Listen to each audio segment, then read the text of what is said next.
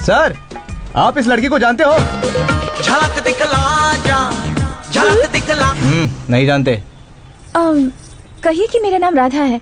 Sir, इस लड़की का नाम राधा है। झलक दिखला जा, झलक दिखला जा। हेलो, चलो गाड़ी के पेपर्स दिखाओ। आरसी, ड्राइविंग लाइसेंस, पीयूसी, सारे पेपर दिखाओ जल्दी। सब कुछ लेकर आया सर। जल्दी निकालो। देखो पेपर नहीं होगे तो गाड़ी जमा होगी। समझी? चलो। सुनिए प्लीज। अरे इसको क्यों पकड़ लिया? सर, सर वो लड़की सर।